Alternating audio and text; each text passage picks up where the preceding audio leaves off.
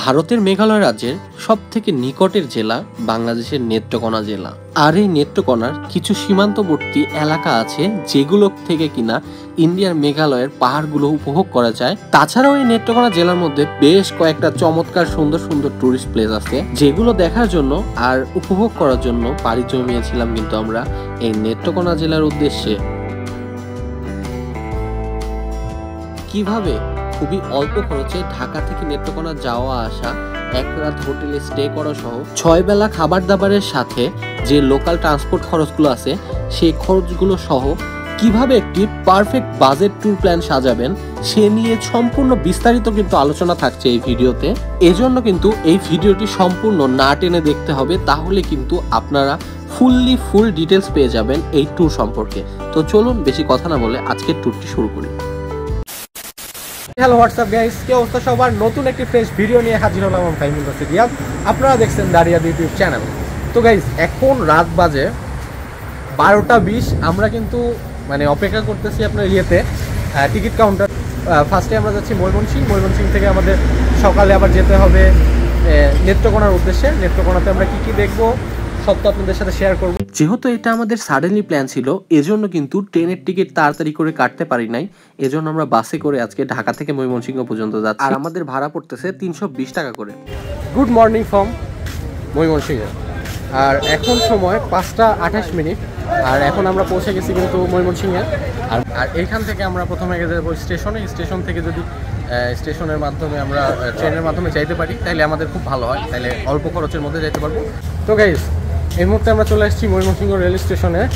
আর এখান থেকে আমরা মোহনগঞ্জগামী যে ট্রেনটা আছে সেই ট্রেনটায় উঠবো। আর সেই ট্রেনটায় করে আমরা পাঁচগাঁওয়ের যেখানে সবথেকে কাছে স্টেশন পড়ে সেখানে আমরা নেমে যাবো। এইখানে আমরা যে মেল ট্রেনটাতে উঠেছিলাম এখানে ভাড়া পড়তেছিল 20 টাকা করে। তো ফাইনালি গাড়ি চলে আসছি আমরা ঠাকুরপাড়াতে। আর এখন এখান থেকে আমরা সিএনজি কিংবা যে কোনো গাড়িতে করে এখন আমরা চলে যাবো পাঁচগাঁওয়ের উদ্দেশ্যে। ফাইনালি আমরা চলে আসছি ঠাকুরপাড়া থেকে বাসে উঠলাম মাত্র। আমরা এখন যাবো হলো কলমাকান্দার দিকে। কলমাকান্দায় গিয়ে আমরা আবার ওখান থেকে আবার সিএনজি নাকি নিতে হয়। আমরা এখন একদম লোকাল ওয়েতে যাচ্ছি, যেখানে যেভাবে গেলে একদম খরচ একদম কম হবে। এখন আমরা চলে আসছি কিন্তু এটা হলো কলমাকান্দাতে। আর কলমাকান্দা থেকে আমাদের এখন সিএনজি নিতে হবে। সিএনজি নিয়ে মেবি পাঁচগাঁওয়ের দিকে যেতে হবে। তো আমরা ব্রিজের এই পাশে নামা দিচ্ছে বাস। আর বাস কিন্তু ভাড়া নিচ্ছে মাত্র 50 টাকা করে পার পারসন। ধরেন বেশ কয়েকটা টুরিস্ট স্পট আছে, যেমন দুর্গাপুর বিরিশিরি আছে, তারপরে এখান থেকে আপনার পাঁচগাঁও আছে, পাঁচগাঁওয়ের যে পাহাড় আছে গারো পাহাড়, লেঙ্গুড়া আছে যেখানে 7 শহীদের মাজার আছে, যাব। আর অনেক কিছু দেখাবো। এই জন্য কিন্তু কলমাকান্দাতে আমাদেরকে নাইট স্টে করতে হবে। আর নাইট স্টে করতে হলে বুঝতেছেন তো ব্যাপারটা, যে আমাদের রিসোর্ট বা থাকার জন্য হোটেল, আবাসিক হোটেল লাগবে। কিন্তু একটা জিনিস আমার জানা মতে, আমি দেখা মতে কেউই দেখায় নাই যে এক রাত স্টে করছে এখানে। আমি যতগুলো ভিডিও দেখছি মোটামুটি সবগুলো ভিডিওতে নাইট স্টেটা আমি দেখি নাই, এখনও পর্যন্ত আমার চোখে পড়ে নাই। সবাই দেখছি যে ধরেন যে ডে লং ট্রিপে এসে কলমাকান্দা তারপরে বিরিশিরি এগুলো ঘুরে টুরে চলে যায়। কিন্তু আমরা ফর দ্য ফার্স্ট টাইম আপনাদেরকে সকল ইনফরমেশন সহ একটা ভিডিও করতে যাচ্ছি, যেটা কিনা আপনারা কলমাকান্দাতে এসে যেন আপনাদের কোনো রকম হ্যারাসমেন্ট না পড়তে হয়। এই জন্য আপনারা কোথায় থাকবেন সেজন্য আমরা চলে এসেছি একটা হোটেলের সামনে। আমরা এই যে হোটেলটা দেখাচ্ছি, হোটেলটার নাম হলো হোটেল যমুনা। আর যেটা কিনা একদম যে কলমাকান্দা বাজার আছে, বাজার থেকে একটু মোটামুটি 500 মিটার ডিস্টেন্স। আপনারা চাইলে হেঁটেই চলে আসতে পারেন। এই কোমোড আছে দেখতে পাচ্ছেন। এইটা হলো আমাদের মনে হয়েছে যে একটা সুন্দর রুম সব থেকে। আমরা বেসিক্যালি এই রুমে আসি। রুমটা আসলে জোস। এই রুমটা ভাই ভাড়া কত? 800 টাকা, মাত্র 800 টাকা। তাইলে ভাই বুঝেন যে এত সুন্দর একটা বেলকুনি, এত সুন্দর একটা ছোট ভাই, এখান থেকে পাঁচগাঁর ভাড়া কয় টাকা? না, চন্দ্রডিঙ্গা পাহাড়ের ভাড়া 60 টাকা। তুমি আমাদের কাছ থেকে 60 টাকা করে নিচ্ছ নাকি? একদম তুমি আমাদের পাহাড়ের একদম কাছে নিয়ে যাবে তো, যতদূর গাড়ি যায় নাকি? হোটেল চেক ইন করেই আমরা কিন্তু রওনা দেই পাঁচগাঁওয়ের উদ্দেশ্যে। আর কলমাকান্দা বাজার থেকে কিন্তু আপনারা অটো, সিএনজি কিংবা বাইক পেয়ে যাবেন ভাড়ায়।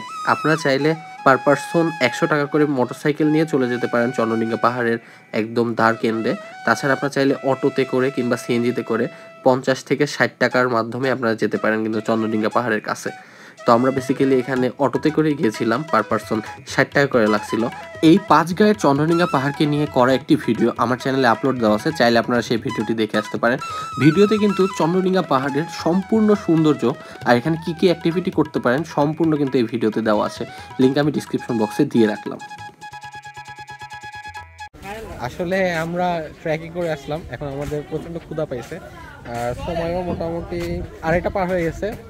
আর আমরা কিন্তু এখানে একটা হোটেল আছে, এই যে নাম হলো চন্দ্রডিঙ্গা ফুচকা হাউস, আর তার পাশাপাশি এটা কিন্তু চন্দ্রডিঙ্গা খাবারের হোটেলও। তো এইখানে কিন্তু এখানে বেশ কিছু খাবার টাবার আছে। ভাই কি কি আপনার কাছে আইটেম আছে? এখানে দেশি মুরগি, হাঁস, তারপরে রাতা হাঁসের মাংস, চীনা হাঁসের মাংস, তারপরে আপনার আছে চাপা শুটকির ভর্তা, মাছের ভর্তা, তারপর চিংড়ি দিয়া লতি আছে, চিংড়ি দিয়া কচু আছে, এত প্রচুর আইটেম। কিন্তু আমি শুনছি যে এখানে প্যাকেজ সিস্টেমে করেন। হ্যাঁ, প্যাকেজটা হলো ওই যে আপনাদেরকে বললাম এই প্রাইসটা, আর 170 টাকা নাকি? হ্যাঁ, আমরা 170 টাকায় কি কি পাবো আমরা? 170 টাকা পাইতেছেন আপনারা 1 প্লেট হাঁস বা মুরগির মাংস, সাথে ভর্তা পাইতেছেন, ডাল পাইতেছেন, ভাত পাইতেছেন, আনলিমিটেড আনলিমিটেড আর কি। এটা প্রাইস পড়তেছে মাত্র 170 টাকা। এর মধ্যে এখন একটা ডাল আসবে আর হলো আনলিমিটেড ডাল আর আনলিমিটেড ভাত।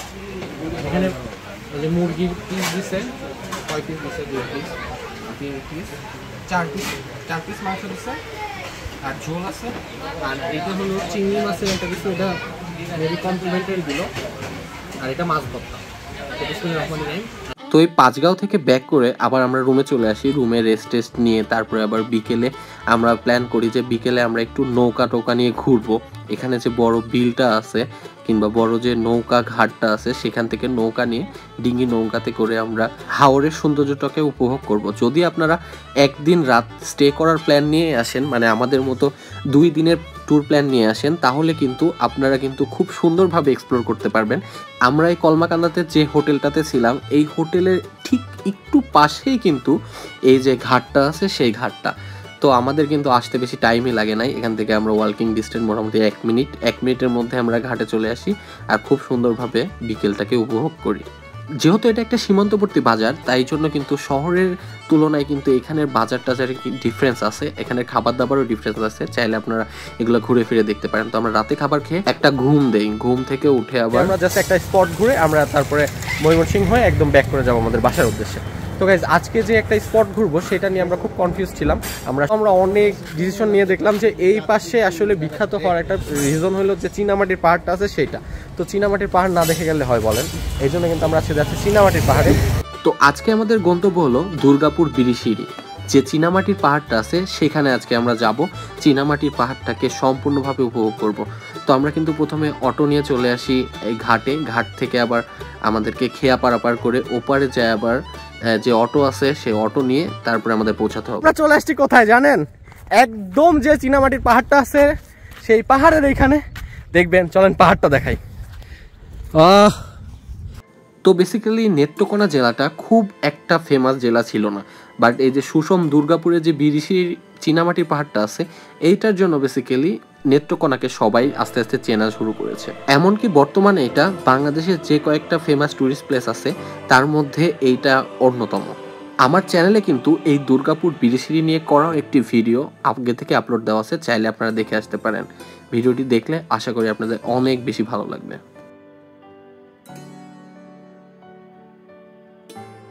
আমাদের কিন্তু ঘোরাফেরা একদম শেষ, আমরা কিন্তু বিরিশিরি একদম ঘুরে কমপ্লিট করে আসছি।